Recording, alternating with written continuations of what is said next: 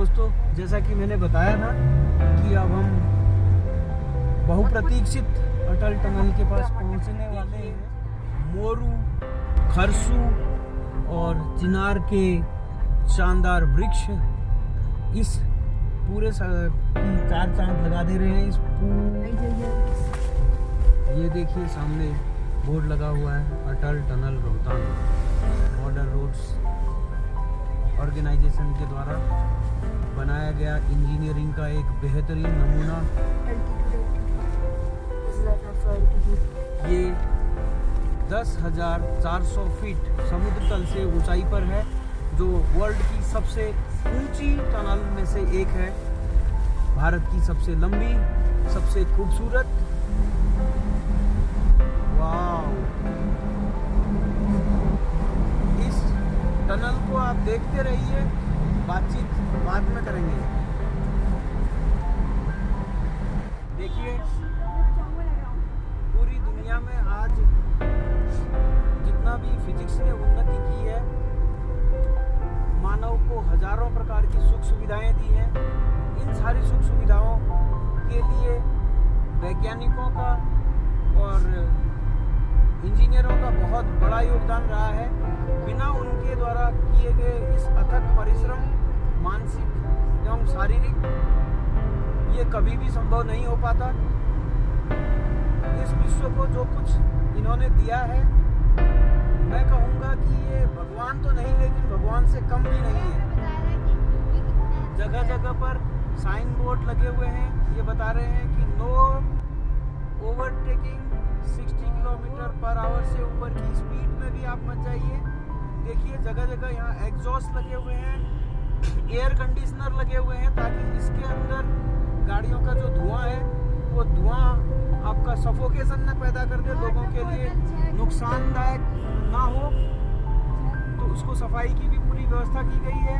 पानी के रिसाव को बचाने के लिए काफ़ी कुछ कार्य इस पर किया गया है। इस टनल को बनने से लाहौल और स्पीति, जो हिमाचल प्रदेश का क्षेत्रफल के हिसाब से सबसे बड़ा जिला है, इस जिले की कनेक्टिविटी जो साल भर में करीब 7-8 महीनों तक पूरे देश से कट जाती थी, और सामरिक रूप से बहुत संवेदनशील जिला भी है, जो चारों मतलब आधे से अधिक उसकी सीमा चीन के बॉर्डर के साथ, तिब्बत के बॉर्डर के साथ शेयर करती है। इसलिए इसको पूरे भारत के साथ 12 महीने जोड़े रखना हमारे देश की सरकार की जिम्मेदारी थी। तो इसलिए तत्कालीन प्रधानमंत्री श्री अटल बिहारी वाजपेयी जी ने इस टनल को बनाने के लिए आधारशिला रखी थी, इसका शिला। और यही नहीं कि ये साल भर ये टनल कनेक्ट रखती है हमारे सबसे रिमोट जिले लाहौल एवं स्पीति को हमारे देश से, बल्कि करीब 50 किलोमीटर की दूरी भी कम कर देती है। तो ये एक प्रकार से करीब वो 50 किलोमीटर भी बहुत ऊबड़ खाबड़ सड़क रोहतांग वाली, उसको छोड़ते हुए अगर हम आते हैं तो लगभग 3 घंटे का, 2.5 से 3 घंटे का टाइम हमारा बचता है। लाहौल का, वहाँ का अलग कल्चर, अलग वेशभूषा, अलग खान पान, अलग भाषा, अलग संगीत, अलग नृत्य, अलग डांस, और वाव, मैं कहूँगा कि बिल्कुल अलग ही यहाँ की ज्योग्राफी। अब हम शुरुआत करेंगे 3000 मीटर यानी 10-11,000 फीट की हाइट पे, और ये आ गए हैं हम लाहौल वैली में, जो ट्रांस हिमालय कोल्ड डेजर्ट में। यहाँ बारिश नहीं होती है। आपके लिए एक खबर मैं दे दूं कि यहाँ बारिश नहीं होती है, केवल बर्फ पड़ती है।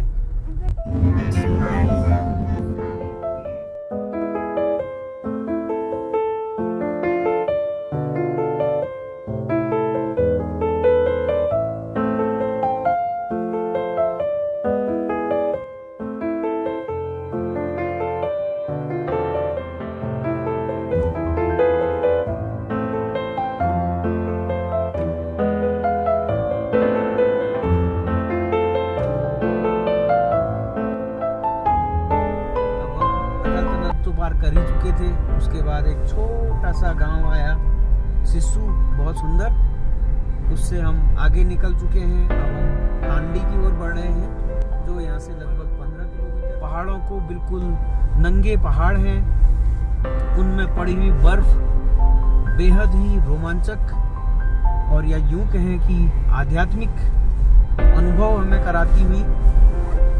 ईश्वर कितना शक्तिमान है, उसके दर्शन हमें यहाँ पर हो रहे हैं। अलग ही प्रकार की वनस्पतियाँ इस कोल्ड डेजर्ट में सरवाइव करने के लिए वनस्पतियों को भी बहुत बड़ी अधिक इच्छा शक्ति की आवश्यकता होती है, लेकिन फिर भी ये छोटे बड़े जो कुछ पेड़ पौधे, घास, फूल, जूनिपर आदि यहाँ पर दिखाई दे रहे हैं, ये सब के सब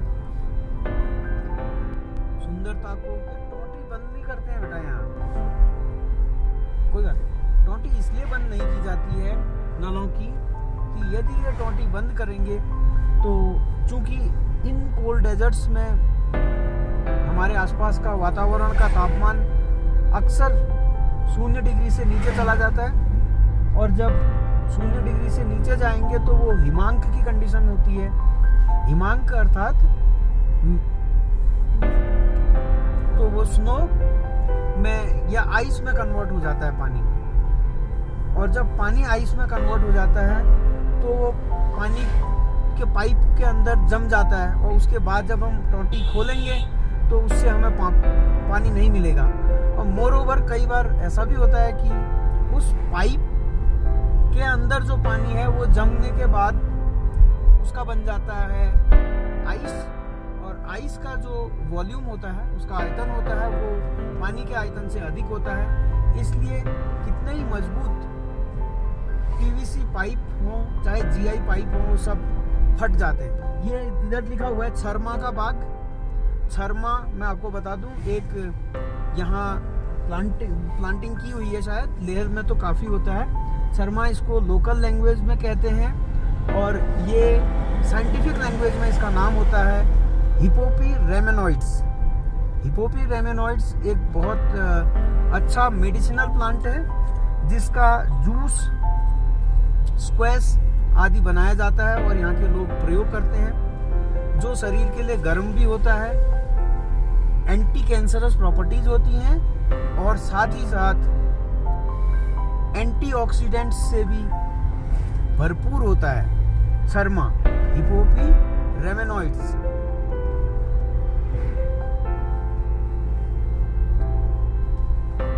देखिए आसमान में एक तरफ सफेदी है, आसमान के नीचे बर्फ से लदे हुए पहाड़ों में दूसरी तरफ कहीं कहीं नारंगी रंग दिखाई दे रहा है बादलों में। सूर्य भगवान जाते जाते अपना कुछ ऐसा प्रताप छोड़कर जा रहे हैं कि नज़ारा देखते ही बनता है। तो धीरे धीरे ये सारी पहाड़ियाँ आज रात्रि विश्राम के लिए हम लोगों को निर्देशित कर रही हैं।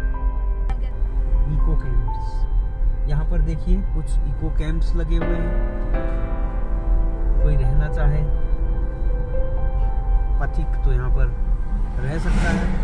हमने कुछ आगे रुकने के बारे में सोचा तो जिसका जाने है, तो ये वहाँ पर इसको चिनाब नाम से पुकारा जाने लगता है, जो नॉर्थ वेस्टर्न और नॉर्दर्न भारत की सबसे प्रमुख नदियों में से है, जो भारत का सप्त सैंधव प्रदेश भारत को बोला जाता था।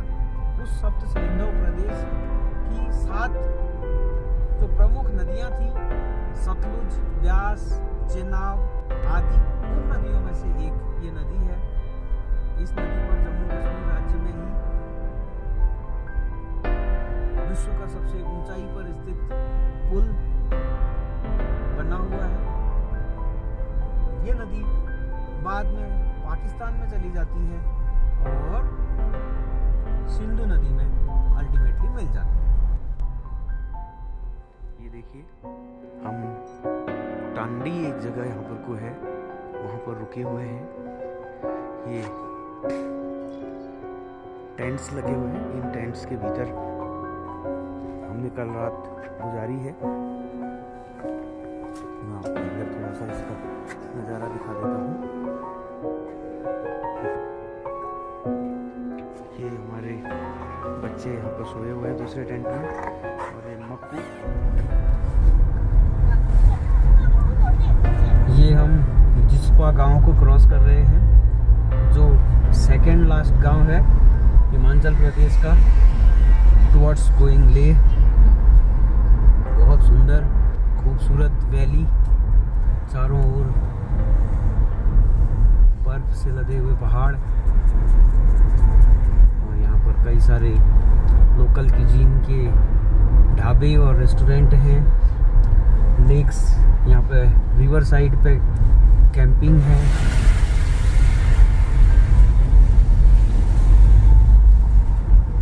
और यहाँ की जो वेजिटेशन है बहुत खूबसूरत, और यहाँ के कल्चर का साफ नज़र आ रहा है। होटल याक, होटल आइबेक्स, इस तरह के नाम जो कि हमको यहाँ के लोकल होने का अनुभव करा रहे हैं। कई सारी देखिए ये रोड के नीचे साइड में बोर्ड लगे हुए हैं, आइबेक्स कैंप जिस्पा।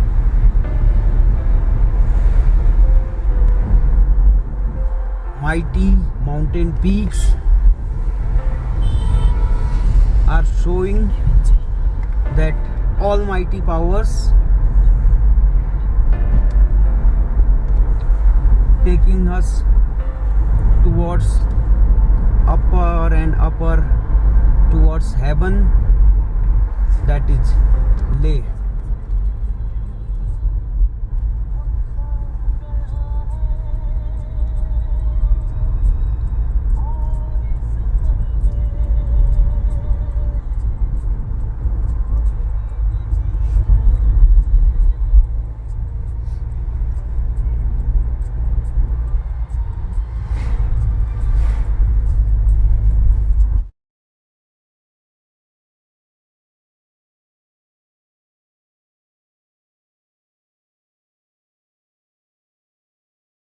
देखिए अब धीरे धीरे हम ऊंचाई में चढ़ते जा रहे हैं और बाड़ा लाचा की ओर बढ़ रहे हैं, जो लगभग 17-18 किलोमीटर की दूरी पर अभी हमसे है।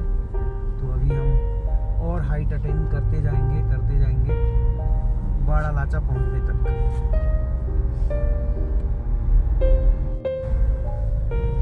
टचिंग डिस्टेंस पे है।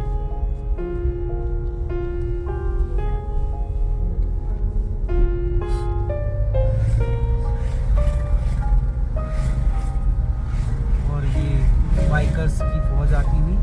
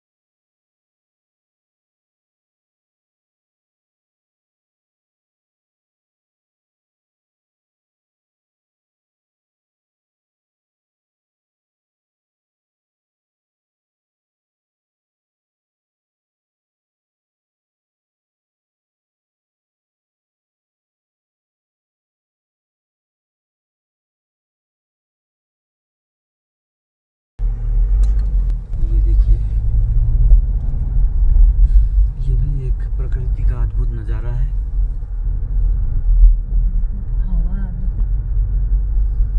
प्रकृति के सभी तत्वों में कितनी ताकत है।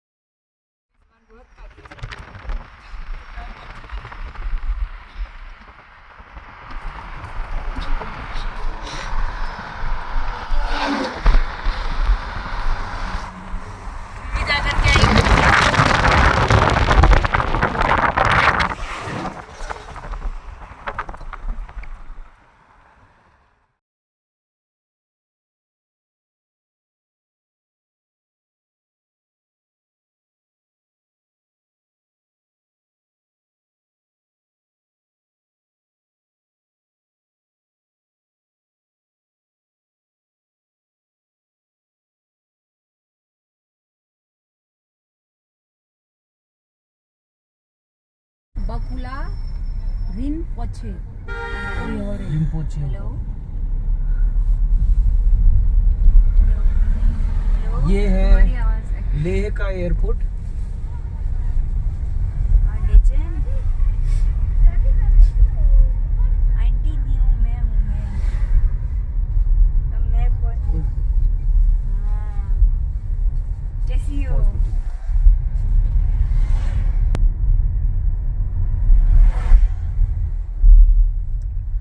लोकेशन भेजना फिर यार, शाम को तुम्हारे घर भी आते हैं चाय पीने।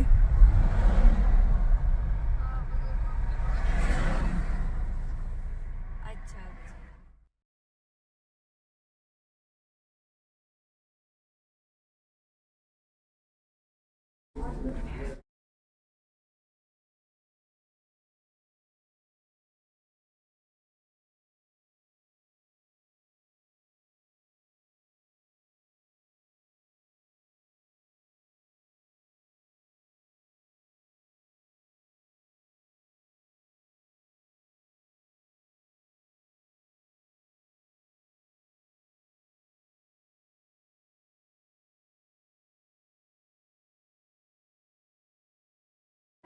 दोस्तों, आज हम लेह शहर को छोड़ चुके हैं और छोड़ के लगभग 40 किलोमीटर आगे बढ़ गए हैं।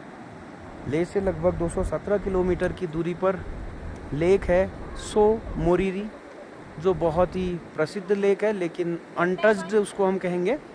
उस लेक की तरफ जा रहे हैं। अभी हम ये सिंधु नदी के किनारे एक जगह पर को रुक के हैं, थोड़ा सा विश्राम कर रहे हैं।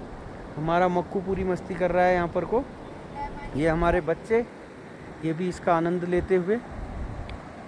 और उधर पार साइड आप देख रहे हैं पूरे नंगे पहाड़, लेकिन नदी के किनारे चूँकि थोड़ा सा नमी होती है इसलिए कुछ प्लांटेशन किया गया है, जो लग भी रहा है कुछ हद तक सफल है। और नदी के पार आप दूसरी साइड में जो हमारी राइट साइड देखेंगे, अगर उसकी तरफ को जाते हुए लेक की तरफ को, तो ये हेमिस नेशनल पार्क है यहाँ का, जो बहुत प्रसिद्ध है स्नो लेपर्ड के लिए। सो मोरिरी 46 किलोमीटर दूर है। अभी हम थोड़ा सा यहाँ पर को रुके हैं। एक छोटी सी नदी आ रही है, इसके किनारे याक चल रहे हैं। ब्लैक के अलावा दूसरा कलर याक का, ये देखिए ब्राउन और वाइट, आज मैंने पहली बार देखा। मैं वाइट वाले की वीडियो अभी नहीं बना पाया, वो कुछ दूरी पे था हमसे नीचे।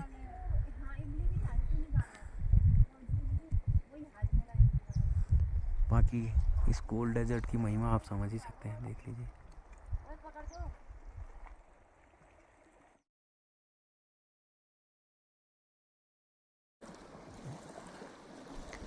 हम पहुंच चुके हैं सो मोरिरी झील पे। बड़े इंतज़ार के बाद यहाँ पर हमारे बेटे साहब पत्थर को इसमें उछालते हुए आगे बढ़ाते ले जाना चाह रहे हैं और काफ़ी हद तक कामयाब भी हो रहे हैं। और ये हमारे मक्कू हैं, ये भी अपने काम में लगे हुए हैं यहाँ पे। ये रिद्धि भट्ट हैं।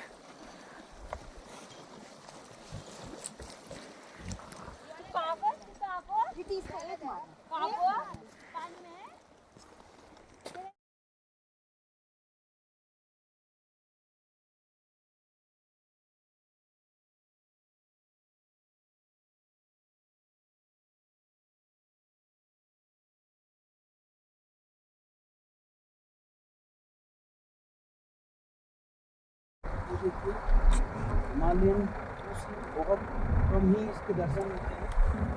अभी हमको ओ यहीं पे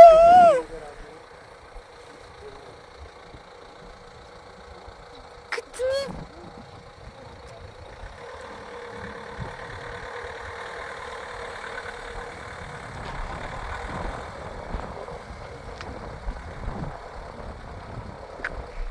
हिमालयन ब्लू शीप इतने पास है।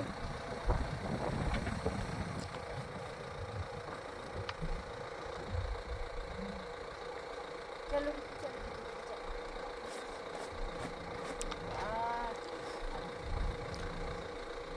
बाय।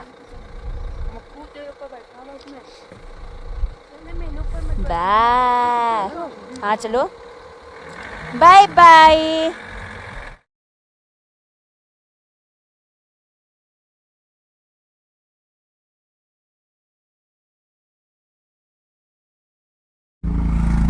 दोस्तों ये सूरज ताल है जो बड़ा लाचा से निकले हुए जल से और यहाँ के बर्फ से बना हुआ है। इस ताल से एक नदी निकलती है जिसको हम बागा नदी बोलते हैं और आगे जाकर के केलोंग के पास तांडी नामक स्थान पर ये चंद्रताल लेक से निकली हुई चंद्र नदी के साथ मिल जाते हैं, तब वहाँ पर से इसका नाम चंद्रभागा नदी हो जाता है, जो जम्मू कश्मीर में प्रवेश करने के साथ ही चुनाव बन जाता है।